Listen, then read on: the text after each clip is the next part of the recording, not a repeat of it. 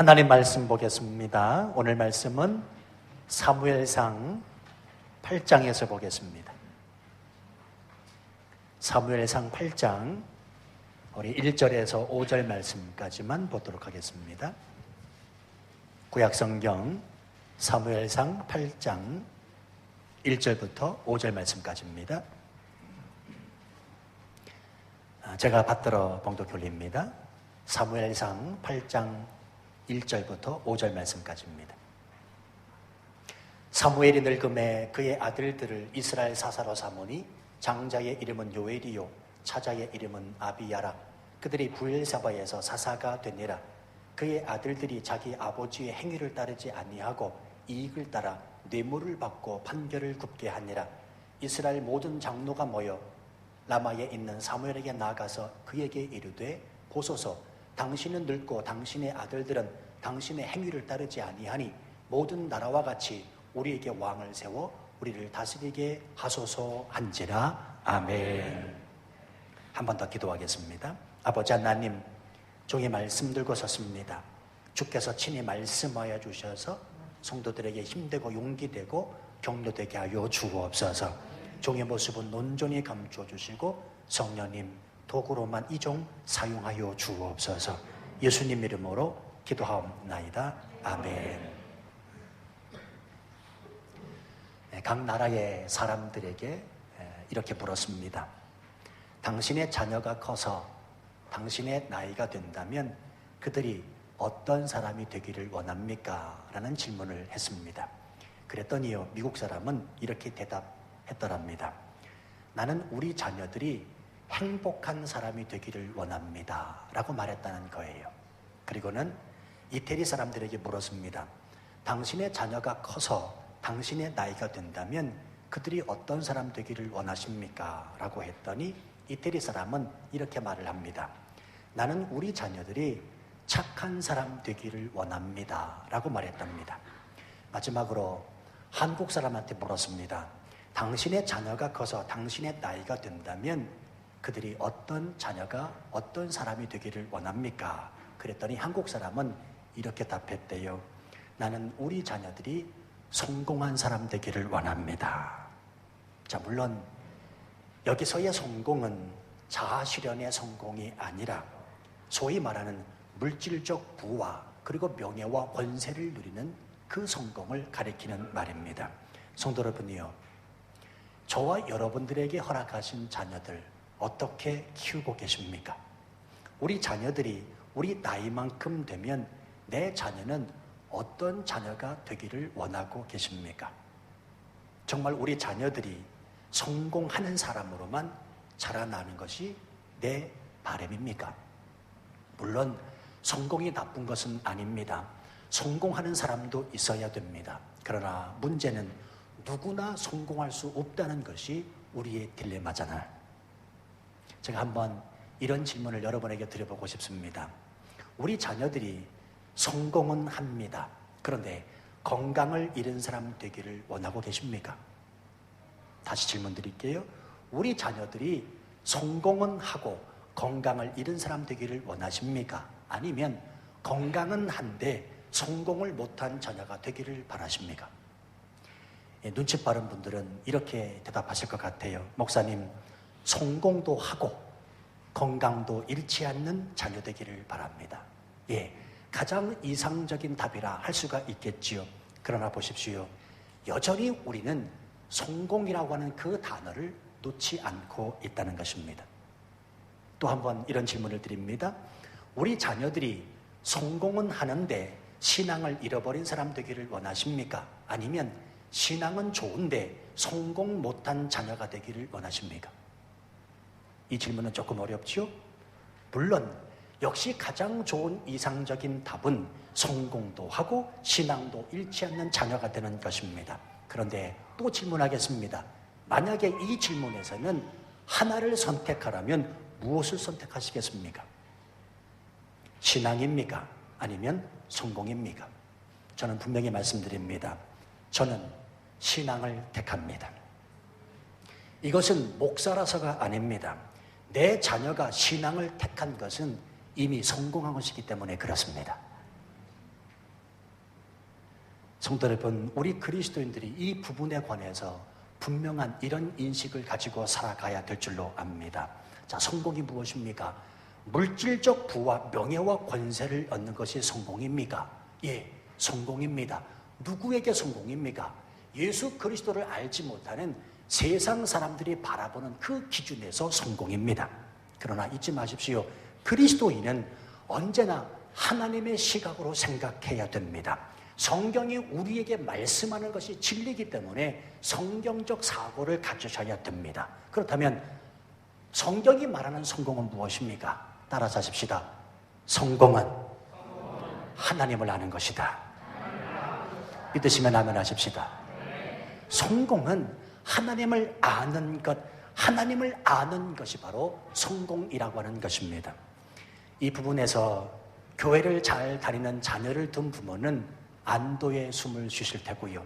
그렇지 못한 부모들은 불편하실지 모르겠습니다. 그러나 또 한 번 기억하셔야 될 필요가 있습니다. 우리 자녀들의 신앙 교육에는 왕도가 없다는 것입니다. 지금 잘하는 듯한데 엉뚱한 새길로 빠지는 경우도 많이 있고요. 지금은 교회 다니지 않지만 훗날 먼저 된 자를 부끄럽게 할 만큼 나중 될 자녀들도 있기 때문에 그렇습니다. 그러므로 중요한 사실은 부모가 끝까지 자녀의 신앙 교육을 위해서 관심을 갖고 기도하는 것이 중요하다는 것입니다.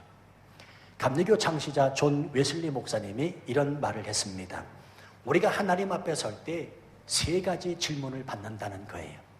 그 첫 번째가 뭐냐면 너에게 준 시간을 어떻게 관리했느냐라고 물으신대요.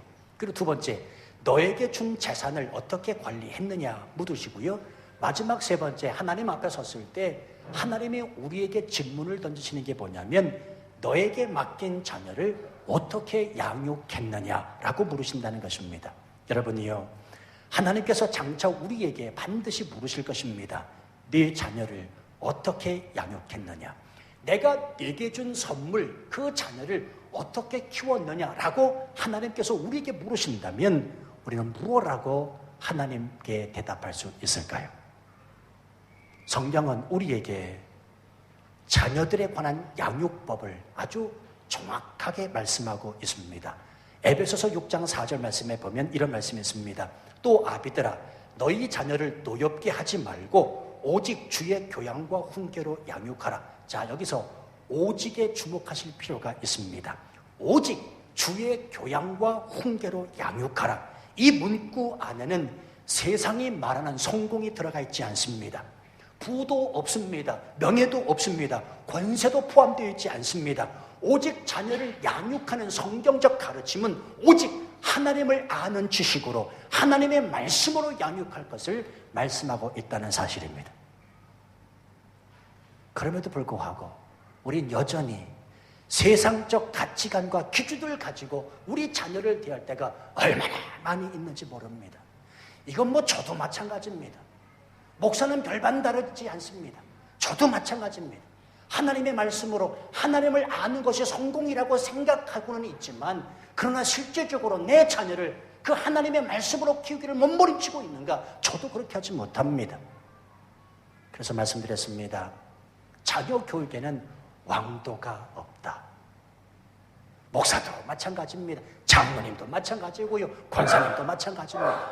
오직 우리에게 중요한 것은 그 자녀가 신앙을 가질 수 있도록 끝까지 관심을 갖고 기도하는 것이라는 말입니다. 자, 성경의 인물들을 좀 살펴볼까요? 아브라함은 이삭에게 헌신하는 법을 가르쳤습니다. 창세기 22장에 보면 아브라함이 100세에 얻은 아들 이삭을 모리아의 한 산에 가서 헌신하게 하는 장면인데요. 당시 추정컨대 그 이삭의 나이는 청소년 시기를 갖지난 한 15세 이상 정도, 조금 이상 정도 되지 않았을 그런 나이가 됩니다. 자, 그렇다면 여러분 한번 생각해 보시기를 바랍니다. 100세가 넘은 아버지가 자기를 죽이려고 자기를 밧줄로 묶습니다. 그리고 칼을 들어 자기를 죽이려고 합니다. 저 같으면요, 이 아버지가 노망이 드는 것이 틀림없구나. 그리고는 힘으로 아버지를 제압하고 도망갔을 것 같아요. 자, 아브라함은 100세가 넘은 할아버지입니다. 그리고 이삭은 청소년기, 사춘기가 지난 15세 이상의 나이라면 충분히 힘으로 아버지를 충분히 제압할 수 있었을 나이입니다. 그럼에도 불구하고 이삭은 묵묵히 아버지가 하는 행동에 순종합니다. 누구에게 배운 것입니까? 아버지 아브라함에게서 배운 순종의 결과입니다. 여러분, 그 결과가 무엇이냐? 독자 이삭의 생명도 건짐을 받았을 뿐만 아니라 헌신한 자녀를 통해서 천하 만민이 복을 받게 되는 복을 누리게 됩니다. 그게 창세기 22장 18절 말씀입니다. 내 씨로 말미암아 천하 만민이 복을 받으리니 이는 네가 나의 말을 준행하였음이니라. 야곱도 마찬가지지요. 야곱은 요셉을 하나님 안에서 꿈을 가진 사람으로 키웠습니다. 때문에 요셉은 꿈꾸는 자가 되었고, 그 꿈꾸는 자, 하나님 앞에서 꿈꾸는 그것으로 인하여 그 숱한 고난과 힘든 시기를 다 이겨내고 견뎌내면서 애굽의 총리까지 되는 복을 누리고 있습니다. 기도의 어머니 한나는 어떻습니까? 어린 사무엘을 성전에서 봉사하며 기도하면서 키웁니다. 그 어머니의 간절한 기도의 품속에서 자란 사무엘이 장차 어떤 인물이 됩니까? 위대한 이스라엘의 선지자가 되어 사명을 이루는 멋진 사람이 되고 있지 않습니까? 자, 그런데 중요한 사실이 있습니다. 이런 어머니의 기도로 양육을 받은 이스라엘의 위대한 선지자 사무엘도 오늘 본문의 말씀을 비춰놓고 봤을 때 자식 교육에 있어서는 실패한 듯이 보인다는 사실입니다. 왜 그렇습니까? 사무엘의 두 아들로 인해서 지금 이스라엘의 국가적 문제가 야기되고 있기 때문에 그렇습니다. 그건 다름이 아니라 이스라엘의 왕이 세워진다는 사실입니다. 자, 5절 말씀 한번 보세요. 그에게 이르되 보소서 당신은 늙고 당신의 아들들은 당신의 행위를 따르지 아니하니 모든 나라와 같이 우리에게 왕을 세워 우리를 다스리게 하소서 한지라. 자, 목사님, 왕 제도가 생기는 것이 뭐가 그리 나쁩니까? 라고 말씀하실 수도 있습니다. 게다가 왕 제도가 잘못된 것은 아니잖아요. 그러나 여러분, 이스라엘이 어떤 국가인가를 생각해 본다면 지금 왕이 생길 이런 기회가 찾아온 이스라엘에게 있어서 이 왕 제도가 얼마나 허무한 것을 알게 됩니다. 자, 이스라엘은 왕이 필요 있는 나라입니까? 왕이 필요 없는 나라입니까? 왕이 필요가 없습니다. 왜요? 하나님이 직접 통치하시는 신정 국가이기 때문에 그렇습니다. 그렇죠? 자, 생각해 보세요. 하나님이 직접 나라를 다스리시면 얼마나 좋겠냐고요. 먹을 것 걱정 없습니다. 입을 것 사는 것 걱정할 필요가 없습니다. 전쟁도 신경 쓸 필요가 없습니다. 하나님이 다 보호하시고 지키시고 막아주실 것이기 때문에 그렇습니다. 그런데 이런 나라에 이스라엘의 장로들이 모여 왕을 요구합니다. 이상하지 않습니까? 바로 이 이상한 원인을 제공한 사람이 누구냐면 바로 그 위대한 선지자 사무엘의 아들들이었다는 사실이에요. 다시 말씀드리면 하나님을 온전히 바라보고 하나님의 통치함을 받도록 해야 할 사무엘의 두 아들 사사의 잘못되고 부패한 모습 때문에 이스라엘 백성들이 왕을 요구하는 일이 생겼다는 사실입니다. 자, 1절 말씀만 보시기 바랍니다. 사무엘은 나이 많아 늙었습니다. 그리고는 그의 두 아들을 사사로 삼습니다. 이 사사라는 말은 쉽게 말씀을 드리면 재판권이 부여된 이스라엘의 지도자를 말합니다. 자, 장자의 이름은 무엇입니까? 요엘이고 둘째 차자의 이름은 아비야입니다. 그런데 3절 말씀 보세요. 그의 아들들이 자기 아버지의 행위를 따르지 아니하고 이익을 따라 뇌물을 받고 판결을 굽게 하니라. 자, 무슨 얘기입니까? 아버지 사무엘의 그 위대한 아버지 선지자 사무엘의 신앙을 따르지 아니하고 자기 멋대로 했다는 말입니다. 왜 그랬을까요? 그토록 훌륭한 아버지 선지자 사무엘의 모습 절반만 닮았어도 괜찮았을 텐데 어떻게 이런 일이 발생하고 있냐는 말이에요. 자, 여기서 우리는 한 가지 귀한 교훈 하나를 얻게 됩니다. 그건 다름이 아니라 아버지의 훌륭함이 자식의 훌륭함은 아니라는 겁니다. 잘 들으세요. 아버지의 훌륭함이 자식의 훌륭함은 아니라는 겁니다. 다시 말하면 아버지는 아버지고 자식은 자식일 뿐이에요. 자, 예를 들어서 오늘날도 설명드리자면 아버지가 목사고 아버지가 장로라고 그 자식들이 다 목사 신앙이요? 장로 신앙입니까? 절대 그렇지 않습니다. 아버지는 아버지고 자식은 자식입니다. 아버지가 아무리 위대한 신앙을 가지고 있다고 해도 그 아버지의 위대한 신앙을 자식이 그대로 가지고 있는가? 그렇지 못한 경우도 너무나 많이 있다는 사실입니다. 그러므로 철저하게 부모는 자녀에게 1대1로 하나님을 만나게 해 주어야 하고요. 뿐만 아니라 끝까지 신앙을 지키도록 기도하고 관심을 기울여야 합니다. 자, 물론 사무엘은 자녀들을 향한 기대가 있었던 것 같아요. 왜냐하면 두 아들의 이름을 신앙적으로 짓고 있습니다. 자, 장자 이름이 뭐라고요? 요엘입니다. 요엘이라는 뜻의 이름은 여호와는 하나님이시다 라는 뜻을 가지고 있습니다. 둘째의 이름은 무엇입니까? 아비야라. 아비야라는 뜻은 여호와는 나의 아버지시다 라는 뜻을 가지고 있습니다. 그러나 이름의 그 뜻만큼이나 사무엘의 두 아들은 아버지 바람대로 살지 못하고 있습니다. 요즘에는요, 아이 이름만 딱 들어도 이 아이가 교회 다니는 아이인지 아닌지를 금방 알 수가 있습니다. 예찬이, 주찬이, 하영이, 하은이, 찬양이, 은혜, 소망, 은총, 믿음이, 심지어 에스더, 또 뭐 있습니까? 요셉, 그렇잖아요. 제가 한 번은 학교 앞에서 전도를 하는데요. 한국에서 제 전도자 시절에 한참 학교 앞에 전도할 때 그때 일입니다. 어느 아이가 이렇게 나오길래 그 아이의 제가 이름을 묻고 전도를 했습니다. 그랬더니 자기 이름이 요한이래. 요한이래요. 이게 여러분, 자기 이름이 요한이라 그러면 10중 90은 교회 다니는 아이가 확실하잖아요. 그렇죠. 자기 이름이 요한이니까. 그래서 제가 물었습니다. 야, 너는 교회 다니는구나. 그랬더니 교회를 안 다닌대요. 그럼 너 어디 다니냐? 자기는 불교 다닌대요. 자기는 절을 다닌대요. 그래서 제가 이상해가지고 물어봤습니다. 네 이름이 요한이라며? 예, 제 이름이 요한이에요. 근데 네 이름이 어떻게 교회 다니지 않고 절간에 가게 됐냐? 그랬더니 하는 말이 우리 아버지가 교회 다니다가 불교로 바꿨대요. 우리 아버지가 교회를 잘 다니다가 그 교회를 잘 다닌 시기는 자기는 알지 못하지만 자기 이름은 어쨌든 요한이 되어버렸고 교회를 잘 다니다가 어느 시점에서 불교로 바꿨다는 거예요. 얼마나 마음이 아팠는지요. 여러분, 오늘 우리가 본문의 말씀을 깊이 묵상할 필요가 있습니다. 그렇게 훌륭하게 지어진 사무엘 아들들의 이름이 그 이름값을 하지 못하고 왜 국가적 문제를 야기시키고 있는가? 우리는 아버지 사무엘 입장에서 두 가지 정도를 생각해 볼 수가 있습니다.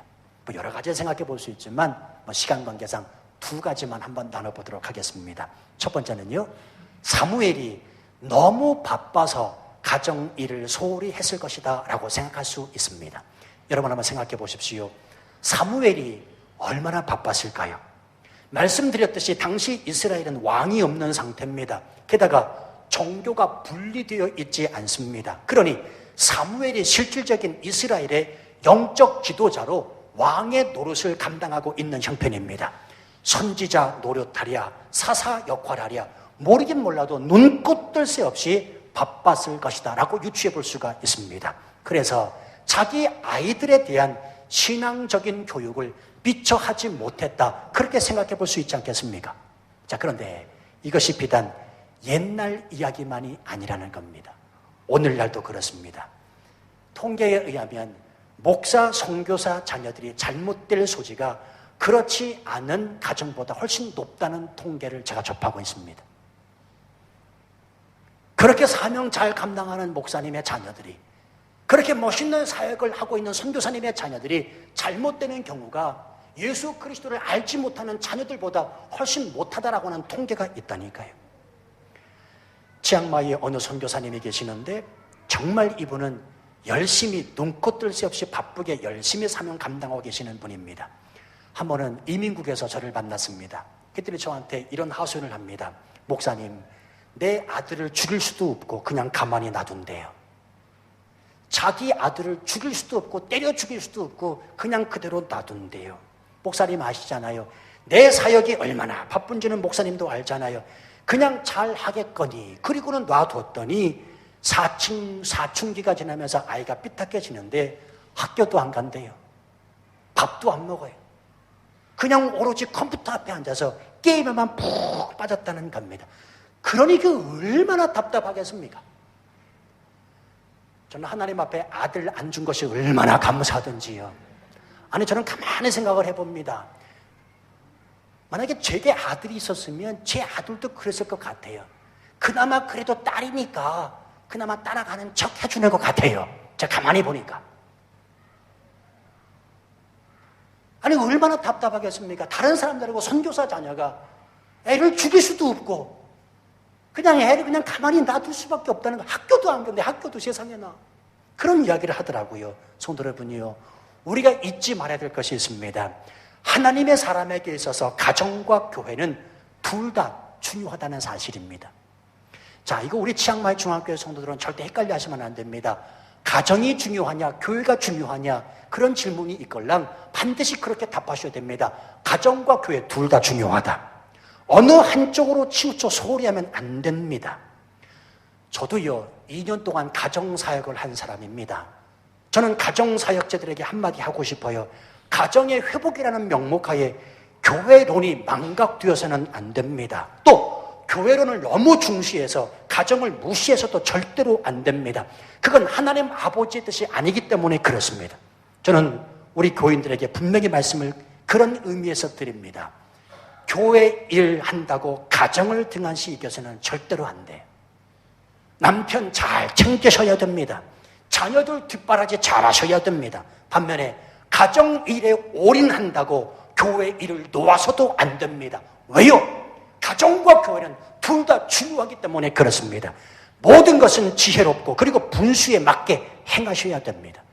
성경에 말씀하는 분수에 맞게 하라는 말은 형편과 상황에 따라 억지가 아니라 하나님이 은혜 주시는 그 시간의 형편에 따라서 감사함으로 그 맡겨진 일에 부지런히 최선을 다하라, 그런 의미가 있다는 사실입니다. 그래서 예수 믿는 사람들은 예수 믿지 않는 사람들보다 부지런해야 되고요, 더 지혜가 있어야 합니다. 우리는 가정과 교회 둘을 책임져야 될 사람이기 때문에 그렇습니다. 특별히 자녀 교육에 있어서 한 말씀 드립니다. 엄마들은요, 더 부지런하셔야 돼요. 한 번은 교회 학교를 잘 다니다가 나오지 않는 아이 하나를 붙잡고 제가 물었습니다. 아니, 잘 나오다가 교회 학교 예배 시간에 꼬박꼬박 빠지지 않고 그렇게 나오다가 왜 그렇게 뜨듬뜨듬 그렇게 지각도 하고 교회 학교를 나오지 못하니? 라고 물었더니 그 아이가 이렇게 말을 해요. 우리 엄마가요, 주일날 늦잠을 자가지고요, 제가 나오고 싶었는데도 못 나와요. 찔리십니까? 우리 엄마가요, 주일날 좀 일찍 일어나지, 10시, 11시쯤 일어나가지고요, 나 교회 학교 간 것도 까먹고요, 잠을 자서요, 내가 교회 학교 못 나와요. 이건 제가 아이한테 직접 들은 말입니다. 여러분이요, 우리 아이들에게 만약에 주일날 교회 나오면 억만금의 상을 준다고 하면 생각해 보시길 바랍니다. 엄마가 주일날 늦잠을 자겠습니까? 억만금의 상을 주는데 돈 100만 원씩을 준다 그러면, 교회 학교 나올 때마다 돈 100만 원씩을 준다 그러면 그 엄마 토요일부터 밤 안 자고 지키고 있을 거예요. 애 주일날 교회 보내려고요. 무슨 얘기입니까? 결국은 엄마의 믿음 없음이 문제라는 거예요. 엄마의 믿음 없음 때문에 자녀까지도 믿음 없이 된다는 사실입니다. 어느 통계에 의하면 2050년이 되잖아요. 그럼 지금부터 한 30년 뒤의 일입니다. 놀라지 마십시오. 대한민국의 기독교 인구가 300만 명으로 줄어든답니다. 여러분, 1000만에서 800만으로 줄어진 건 이제 뭐 다 아시지요? 1200만까지 얘기했던 적이 있습니다. 지금은 800만, 700만 이야기합니다. 이제 30년 지나 2050년이 되면 기독교 인구가 300만으로 줄어든대요. 게다가 교회 학교는 거의가 존재하지 않게 된답니다. 30년 뒤에는 교회 학교가 없어요. 그냥 다 나이 드신 분들하고만 예배드릴 형편이 대한민국, 우리 조국의 현실이라는 사실입니다. 성도 여러분이요, 우리는 사무엘 아들들의 전철을 밟아서는 안 됩니다. 내가 바쁠수록 더 기도해야 합니다. 바쁠수록 아이에 대한 신앙교육 철저히 하실 필요가 있습니다. 말씀드렸듯이 신앙교육에는 왕도가 없기 때문에 그렇습니다. 우리 한번 정신 차려서요, 내 아들, 내 딸을 위해서 정말 하나님의 말씀으로 양육해야 되겠다는 그런 다짐을 오늘 시간 갖기를 바랍니다. 자, 두 번째입니다. 그렇게 훌륭하게 지어진 사무엘 아들들의 이름이 이름값을 하지 못하고 왜 국가적 문제를 야기시켰을까? 두 번째는 사무엘은 어렸을 때 하나님의 부르심을 받았기 때문에 자녀들에게 충분한 사랑을 주지 못했을 수 있다고 생각합니다. 자, 아시다시피 사무엘은 어렸을 때부터 성전에서 자란 사람입니다. 그리고 아버지도 일찍 세상을 떠났습니다. 그런 그가 결혼을 하고 아버지가 되었을 때는 아버지로서의 자기 역할이 무엇인지 몰랐을 수 있다라고 생각이 됩니다. 여러분, 사랑은 사랑을 받아본 사람이 사랑을 전할 수 있는 법입니다. 그런데 사무엘은 아버지로부터 사랑을 받지 못하고 자랐습니다. 때문에 그는 자녀들에게 아버지로부터 받은 그 사랑을 전달할 수가 없었던 것입니다. 우리는 이와 비슷한 예를 다윗을 통해서도 살펴볼 수가 있는데요. 다윗은 부인이 몇 명이냐면 8명입니다. 그 8명의 부인에게서 아들이 몇 명이냐면 무려 16명이나 됩니다. 그러니 한번 생각해 보시길 바랍니다. 어느 누구에게, 어느 그 자녀에게 사랑을 쏟을 수가 있었겠습니까? 누구를 사랑한다고 하면 시기와 질투만 가득했을 텐데요. 게다가 어렸을 때 이 다윗은 아버지 이새로부터 사랑을 받지 못했던 것을 아는 분들은 아마 아실 겁니다. 사무엘이 이스라엘의 왕을 삼고자 이새의 집을 방문했을 때 아버지 이새는 다윗을 제쳐두고 사무엘을 맞이합니다. 7명의 아들을 다 선보인 다음에 사무엘이 이제 더 이상 없습니까? 라고 하자 그때서야 내 막내 아들이 양치러 갔나이다 라고 말하고 있습니다. 7명의 아들을 사무엘에게 다 선볼 때까지 막내 아들이 양치러 간 것을 이야기한 그 이새의 입장이 무엇입니까? 아들 다윗에게 사랑을 쏟아부지 못했다는 말 아니겠습니까? 그 결과가 어떻게 되느냐? 이렇게 아버지로부터 사랑받지 못한 다윗은 다윗의 장남 암몬은요, 이복 동생 다말을 강간하고요, 셋째 아들 압살롬은 이에 격분해서 아버지의 반대편에 서서 아버지를 죽이려고 하고요, 넷째 아들 아도니아도 마찬가지가 되어버립니다. 참 안타까운 실입니다. 하나님 마음에 합한 다윗 같은 인물의 자녀들이 지금 잘못되고 있습니다. 위대한 선지자 사무엘의 자녀들도 마찬가지입니다. 물론 저는 이 모든 잘못을 다윗이 잘못했기 때문에 그렇다, 사무엘이 잘못했기 때문에 그렇다라고 말씀드릴 수는 없습니다. 왜냐하면 아들들의 잘못이 더 크기 때문에 그렇습니다. 아버지의 신앙을 본받지 않은 아들들의 신앙이 더 크긴 합니다. 그러나 다만 안타까운 것은 그토록 위대한 왕 다윗, 그토록 위대한 선지자였던 사무엘이 그들이 신앙하고 있는, 그들이 그렇게 뜨겁게 사랑하는 하나님의 사랑을 제대로 아들들에게 꾸려 앉혀놓고 한마디라도 가르쳤다면, 그리고 아들들이 아버지의 그 마음을 전달받았었더라면 어떠했을까를 한번 생각해 보는 것입니다. 성도 여러분, 분명히 기억해야 됩니다. 당신이 믿고 있는 하나님, 그리고 당신이 아는 하나님의 사랑, 그 뜨겁게 하나님을 사랑한다라고 고백하는 그 사랑을 어떤 식으로든지 간에 우리 자녀에게 전수할 수 있어야 됩니다. 우리가 신앙하고 있는 예수 그리스도의 십자가 사랑, 이 사랑이 우리 다음 세대에서 끝나는 일은 절대로 없어야 되기 때문에 그렇습니다. 신앙은 계속해서 대물림돼야 된다고요.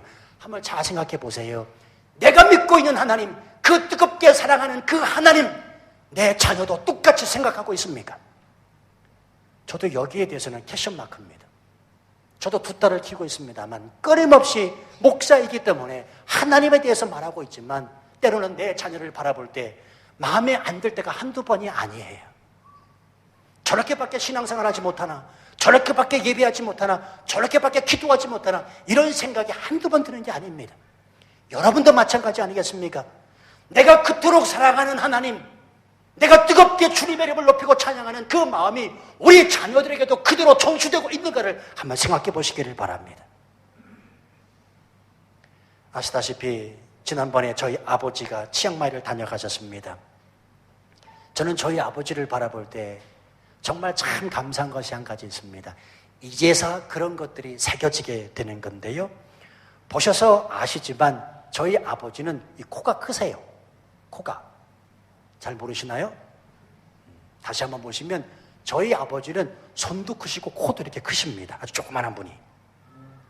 제가 어렸을 때 가정 예배를 드리면요, 저희 아버지가 기도하실 때마다 그 큰 코에서 콧물이 줄줄 흘러요. 콧물이 이렇게 흘러요. 그 콧물 흐르는 모습을 보고 제가 자랐습니다. 근데 그때 당시는요, 저희 아버지가 재미가 없으신 분이에요. 그러니까 재미없게 예배를 인도하는데 아주 따분하고 지루해 죽겠어요. 그래도 기도하실 때마다 그 큰 코에서 콧물을 주룩주룩 흘리시면서 눈물 흘리면서 기도를 하시더라고요. 왜 저러실까? 아버지가 왜 저러실까? 그때는 잘 몰랐습니다. 근데 아십니까? 그 콧물이 제게 예수님의 사랑을 가르쳐 줬습니다. 그 콧물로 말미암아 제가 오늘 여러분 앞에 이렇게 섰다는 사실입니다. 이 자리에 앉아 계신 부모된 여러분이요, 권면해 드립니다. 당신이 믿고 있는 하나님 아버지의 사랑, 부모된 내가 하나님을 어떻게 지금 사랑하고 있는지, 무엇이 되었든지 자녀에게 보여주셔야 됩니다. 교육은 가르치는 게 아니라 보여주는 거예요. 보여줘야 돼요. 내가 얼마나 하나님을 사랑하는지, 내가 어떻게 예배하고 있는지, 어떻게 말씀을 상고하고 있는지 보여주셔야 됩니다. 그것이 내 자녀가 늙어서도 하나님을 떠나지 않은 방법이 되기 때문에 그렇습니다. 언제가 한번 말씀드렸듯이 예화 하나를 소개하고 말씀을 마치려고 해요. 아시다시피 오늘날 독일의 총리는 메르켈 여자 총리입니다. 이 사람의 아버지가 누구냐면 목사님이세요. 그런데 그냥 목사님이 아니고 동독의 목사님들이 피난을 견디지 못하고 모두가 소독으로 피신할 당시에 이 메르켈 총리 아버지는 거꾸로 반대로 순교하리라고 하는 그 다짐을 가지고 동독으로 들어갑니다. 메르켈가 태어난 지 6주 되던 때라고 그래요. 다시 동독에 들어갑니다. 그리고는 그 동독으로 들어가 온갖 핍박을 견뎌내면서 동서독 통일의 결정적인 역할을 감당합니다. 여러분 지금 보십시오. 전 유럽이 경제 상황 위기 속에서 이 여자 메르켈 총리만 쳐다보고 있습니다. 금융위기로 나라의 존폐를 겪은 그리스와 이탈리아를 누가 건져냈느냐? 독일의 총리, 이 여자 메르켈 총리가 건져냈습니다. 이것이 바로 메르켈 총리를 신앙으로 키운 아버지의 힘이기 때문에 그렇습니다. 메르켈 총리가 선거운동 기간 중에 한 기자가 이런 질문을 했다고 해요. 당신에게 있어서 힘은 무엇입니까? 그랬더니 이렇게 멋진 대답을 합니다. 나는 하나님을 믿습니다. 신앙은 내 인생의 동반자입니다. 나는 하나님을 믿습니다.